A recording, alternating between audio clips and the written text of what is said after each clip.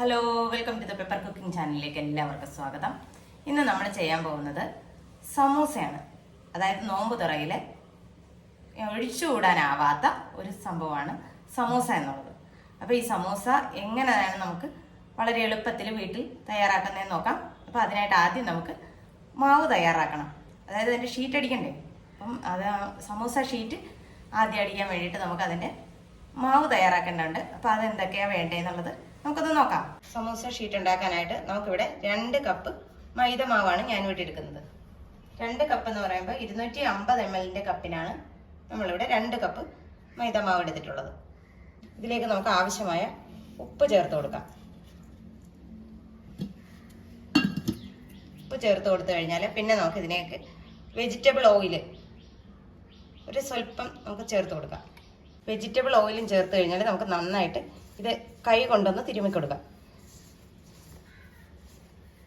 ഇത് കൈ കൊണ്ട് ഇങ്ങനെ തിരുമ്മി കൊടുത്തു കഴിഞ്ഞാൽ നമ്മൾ ചപ്പാത്തിക്ക് കുഴയ്ക്കുന്നത് പോലെ നന്നായിട്ടൊന്ന് നമുക്ക് കുഴച്ചെടുക്കണം. അതായത് കുറേശ്ശെ വെള്ളം ചേർത്ത് നമുക്കൊന്ന് കുഴച്ചെടുക്കാം. കൈ കൊണ്ട് നമ്മൾ തേച്ച് തന്നെ കുഴച്ചെടുക്കണം. അതായത് നമ്മുടെ മാവിനൊരു മയം വരണം.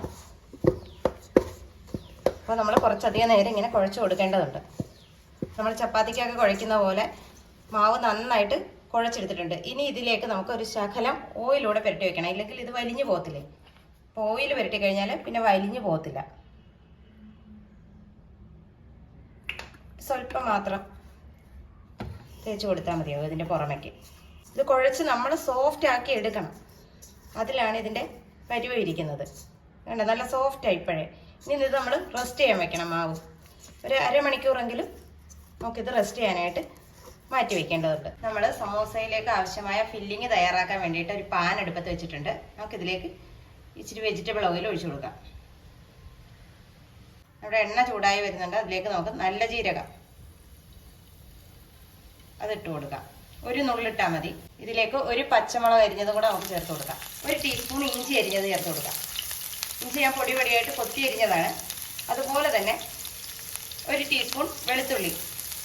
ഇത് രണ്ടും കൂടെ ഇവിടെ നന്നായിട്ട് മൂക്കട്ടെ. ഇഞ്ചിയും വെളുത്തുള്ളി ഏകദേശം നന്നായിട്ട് തന്നെ മൂത്തിട്ടുണ്ട്. നമുക്കിതിലേക്ക് 2 സവോള ഞാൻ ചെറുതായിട്ട് കൊത്തി അരിഞ്ഞതാണ്, അത് ചേർത്ത് കൊടുക്കാം. നമ്മുടെ സവോള ചെറുതായിട്ടൊന്ന് വാടി വന്നിട്ടുണ്ട്. ആ സമയം നമുക്ക് 1 ക്യാരറ്റ് ഞാൻ ഗ്രേറ്റ് ചെയ്ത് വെച്ചതാണ്, അത് ചേർത്ത് കൊടുക്കാം. അപ്പോൾ ഇത്രയും സാധനത്തിന് ചേർത്തിട്ട് നമ്മൾ ഉപ്പ് ചേർത്തിരുന്നില്ല. അപ്പോൾ ഇതിലേക്ക് ആവശ്യമായ ഉപ്പ് നമുക്ക് ചേർത്ത് കൊടുക്കാം. ഒരു ലേശം ചേർത്താൽ മതി. ഇനി നമുക്കിതിലേക്ക് ആവശ്യമുള്ളത് ഗ്രീൻ പീസ് ആണ്. ഗ്രീൻ പീസ് ഞാൻ നേരത്തെ തന്നെ ഉപ്പിട്ട് വേവിച്ചതാണ്. അപ്പോൾ അതും ചേർത്ത് കൊടുക്കാം. ഗ്രീൻ പീസും വേവിച്ചതാണ്. അതുപോലെ തന്നെ ഞാൻ 2 ഉരുളക്കിഴങ്ങ് വേവിച്ചെടുത്തതാണ്, അതും ചേർത്ത് കൊടുക്കാം. ഇതിലേക്ക് നമുക്ക് ഇച്ചിരി പൊടികൾ ചേർത്ത് കൊടുക്കേണ്ടതുണ്ട്. അപ്പോൾ ഞാൻ 2 ടീസ്പൂൺ കാശ്മീരി മുളക് പൊടിയാണ് ചേർത്ത് കൊടുക്കുന്നത്. എരിവുള്ള മുളക് പൊടിയാണെങ്കിൽ 2 ടീസ്പൂൺ ചേർക്കരുത്, 1 ടീസ്പൂൺ മതിയാവും. അതുപോലെ തന്നെ നമുക്ക് മഞ്ഞൾപ്പൊടി ഒരു 1/4 ടീസ്പൂൺ മഞ്ഞൾപ്പൊടി ചേർത്ത് കൊടുക്കാം. ഒരു 1/2 ടീസ്പൂൺ മസാലപ്പൊടി, അതായത് ഗരം മസാല നമ്മൾ വീട്ടിൽ പൊടിച്ചത്. ഇനി പൊടിയുടെ പച്ച മണം മാറുന്നവരെ നമുക്കൊന്ന് ഇളക്കി കൊടുക്കാം. ഇതിലേക്ക് ഒരു 1/2 ടീസ്പൂൺ കുരുമുളക് പൊടി കൂടെ നമുക്ക് ചേർത്ത് കൊടുക്കാം. പൊടികളെല്ലാം നമ്മൾ നന്നായിട്ട് മിക്സ് ചെയ്തിട്ടുണ്ട്. ഇതിലേക്ക് നമുക്ക് 1 ടീസ്പൂൺ പെരിഞ്ജീരകം ചതച്ചത് അത് ചേർത്ത് കൊടുക്കാം. ഇതിപ്പം നന്നായിട്ട് വരണ്ടിരിക്കുമല്ലേ, നമുക്ക് ഇതിലേക്ക് ഒരു സ്വല്പം വെള്ളത്തിൻ്റെ ആവശ്യമുണ്ട്. ഒന്ന് മോയ്സ്ചറൈസ് ആയി കിട്ടാൻ വേണ്ടിയിട്ട് മാത്രം നമ്മളൊരു അല്പം വെള്ളം ചേർത്ത് കൊടുക്കുന്നു. ഇത്രയും മതിയാവും.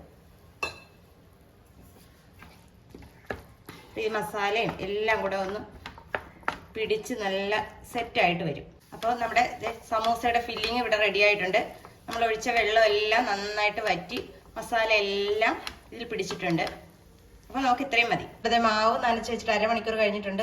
ഇത് കണ്ടോ, നല്ല സോഫ്റ്റ് ആയിട്ട് വന്നിട്ടുണ്ട്. നമുക്കിനി ഇതിൽ നിന്ന് ചെറിയ ഉരുളകളായിട്ട് ഉരുട്ടിയെടുക്കാം.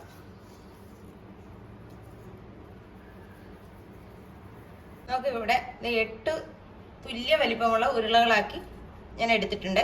ഇനി നമുക്കിതൊരു നനഞ്ഞ തുണിയുണ്ട്, ഇതൊന്ന് കവർ ചെയ്യാം. ഇതിൻ്റെ പുറത്ത് നമ്മൾ നനഞ്ഞ ഒരു കോട്ടൺ തുണി ഇടുന്നത് എന്താണെന്ന് വെച്ചാൽ അതിൻ്റെ ആ ഈർപ്പം വലിഞ്ഞു പോകാതിരിക്കാൻ വേണ്ടിയിട്ടാണ് നമ്മളിങ്ങനെ ചെയ്യുന്നത്. ഒരു ഉരുള എടുത്ത് കയ്യിലൊന്ന് പ്രസ് ചെയ്തതിന് ശേഷം നമുക്ക് ഇച്ചിരി പൊടി നമ്മുടെ കഴുകി വൃത്തിയാക്കി ഇട്ടിരിക്കുന്ന കൗണ്ടർ ടോപ്പിലോട്ട് ഇട്ട് കൊടുക്കാം. എന്നിട്ട് നമ്മൾ ചപ്പാത്തി പരത്തുന്ന പോലെ പരത്തിയെടുക്കാം നമുക്ക്.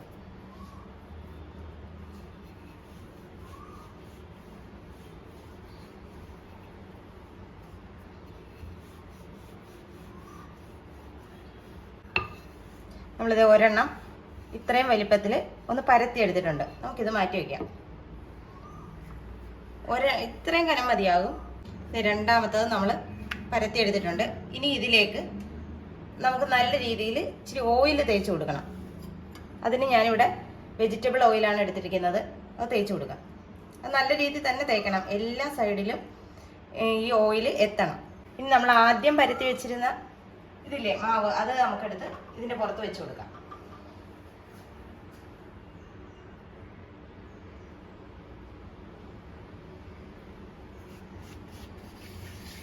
ഓയിൽ തേച്ച് കഴിഞ്ഞാൽ നമ്മൾ രണ്ടാമത് പരത്തിയത് നമ്മൾ വെച്ച് കൊടുത്തിട്ടുണ്ട്. ഇനി നമുക്ക് ഇത് നന്നായിട്ടൊന്ന് പരത്തി കൊടുക്കാം. നമ്മൾ ഈ വലിപ്പത്തിൽ രണ്ടെണ്ണം ചേർത്ത് പരത്തി വെച്ചിട്ടുണ്ട്. നമുക്കിത് മാറ്റി വയ്ക്കാം. നമ്മൾ പാൻ ചൂടാകാനായിട്ട് വെച്ചിട്ടുണ്ട്. നമുക്ക് അതിലേക്ക് നമ്മൾ പരത്തി വെച്ചിരിക്കുന്ന ഈ ചപ്പാത്തിയുടെ ഇത് ഇട്ട് കൊടുക്കാം. ചപ്പാത്തി എന്ന് പറയുന്നത് നമ്മൾ ഷീറ്റ് അടിക്കാനുള്ളത് കൊണ്ടാണ്, ചപ്പാത്തി പോലെ ഇരിക്കുന്നത് കൊണ്ടാണ് ഞാൻ ചപ്പാത്തി എന്ന് പറയുന്നത്. ഇതൊന്ന് അപ്പുറം ഇപ്പുറം ചൂടായാൽ മാത്രം മതി. കണ്ടോ, നമ്മുടെ ആ ഇട്ടപ്പോഴുള്ള അതിൻ്റെ ആ നിറം ഒന്ന് മാറി വരുന്ന സമയത്ത് നമുക്കിത് തിരിച്ചിട്ട് കൊടുക്കാം. ഒരുപാട് നേരമൊന്നും നമ്മൾ ഇത് ഇട്ടേക്കരുത്. ഇട്ട് വെച്ചാൽ അത് ചിലപ്പം മൂത്ത് പോകും. അപ്പം അങ്ങനെ ആകാൻ പാടില്ല. കണ്ടോ, ഇങ്ങനെ തിരിച്ചും മറിച്ചും എടുത്ത് വേണം നമുക്ക് ശരിയാക്കി എടുക്കാൻ. ഇത് നമുക്ക് മാറ്റാൻ സമയമായി. പുറമൊന്നും കളർ വ്യത്യാസമൊന്നും വന്നിട്ടില്ല. നമുക്കിത് മാറ്റാം. നമ്മൾ ഇതിൻ്റെ 4 സൈഡ് നമുക്കൊന്ന് മുറിച്ച് കൊടുക്കാം.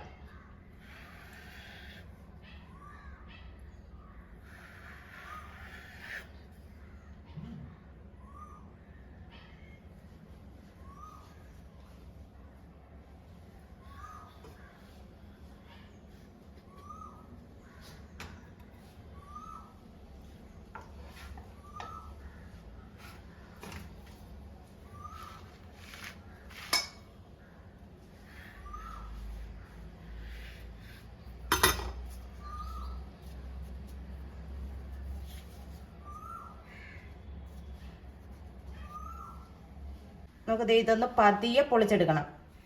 നമുക്ക് ഇതിന് ഇച്ചിരി ക്ഷമ ആവശ്യമുണ്ട്. ധൃതി പിടിച്ചാൽ നമ്മുടെ ഷീറ്റ് കിട്ടത്തില്ല. കണ്ടോ, നല്ല ഒരു ഷീറ്റാണ് നമുക്ക് കിട്ടിയിട്ടുള്ളത്. ഇനി നമുക്ക് നമ്മുടെ വലിപ്പത്തിന് നമുക്ക് മുറിച്ചെടുക്കാം. നമുക്കതേ നമ്മുടെ ഇത്രയും ഷീറ്റ് നമ്മളിപ്പോൾ 4 എണ്ണം തയ്യാറാക്കിയത് നമുക്ക് കിട്ടിയിട്ടുണ്ട്. നമുക്കിനി ഇതിലേക്ക് എങ്ങനെയാണ് ഫില്ലിങ് വെക്കുന്നതെന്ന് നമുക്ക് നോക്കാം. അപ്പം നമ്മളിത് ഫില്ല് ചെയ്യുന്നതിന് മുന്നേ ആയിട്ട് ഒരു പാത്രത്തിൽ അല്പം മൈദ നമ്മുടെ പച്ചവെള്ളം ചേർത്ത് കലക്കി വെച്ചിട്ടുണ്ടാകണം. ഇത് നമുക്ക് ഒട്ടിച്ചു കൊടുക്കാനാണ്. അതിനുശേഷം നമ്മുടെ ഷീറ്റ് എടുക്കുക.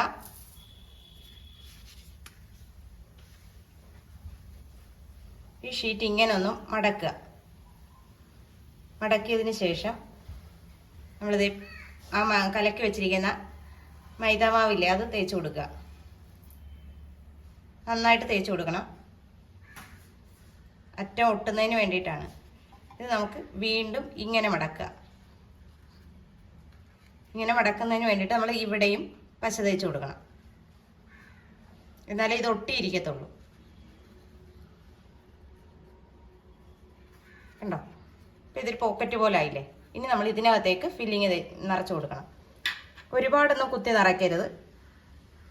സ്വല്പം മാത്രം നിറച്ചാൽ മതിയാവും. ഇനി നമ്മളിവിടെ പശ തേക്കണം.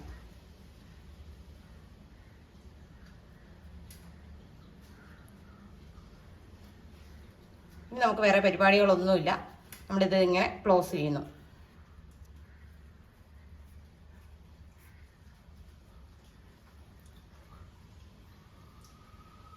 അറ്റമാണ് നമ്മൾ ശ്രദ്ധിക്കേണ്ടത്. നന്നായിട്ട് ക്ലോസ് ചെയ്ത് കൊടുക്കണം. ഇല്ലെങ്കിൽ നമ്മുടെ ഈ ഫില്ലിംഗ് ഒക്കെ പുറത്തോട്ട് വരും. അപ്പോൾ നമുക്ക് എല്ലാം ഇതുപോലെ ഒന്ന് ചെയ്തെടുക്കാം. അപ്പോൾ അതേ നമ്മുടെ സമൂസയൊക്കെ ഞാൻ റെഡിയാക്കി എടുത്തിട്ടുണ്ട്. നമുക്കിനി ഇതൊന്ന് വറുത്ത് കോരാം. ഞാൻ ചീനച്ചട്ടി അടുപ്പ് വെച്ചിട്ടുണ്ട്. അതിലേക്ക് ആവശ്യമായ സൺഫ്ലവർ ഓയിൽ ഒഴിച്ചു കൊടുത്തിട്ടുണ്ട്. ഇനി എണ്ണ നന്നായിട്ടൊന്ന് ചൂടായിട്ട് വരട്ടെ. അപ്പോൾ എണ്ണ നന്നായിട്ട് ചൂടായിട്ടുണ്ട്. നമുക്കിത് ഇട്ട് കൊടുക്കാം. ഒന്നാകട്ടെ. എന്നാൽ അതിനകത്ത് നമ്മുടെ ആ പുറമേ ഒന്നും മുരിഞ്ഞു കിട്ടിയാൽ മതിയാകും. ബാക്കി ഉള്ളിലുള്ള സാധനങ്ങളെല്ലാം വെന്തതല്ലേ, അതുകൊണ്ട് നമുക്കതൊന്ന് മുക്കി പൊരിച്ചെടുക്കാം. നമ്മളിത് 3 എണ്ണം ഇട്ട് കൊടുത്തിട്ടുണ്ട്. നമുക്കിത് ഒരു വശമായി കഴിയുമ്പോഴത്തേക്ക് നമുക്ക് മറിച്ചിടാം.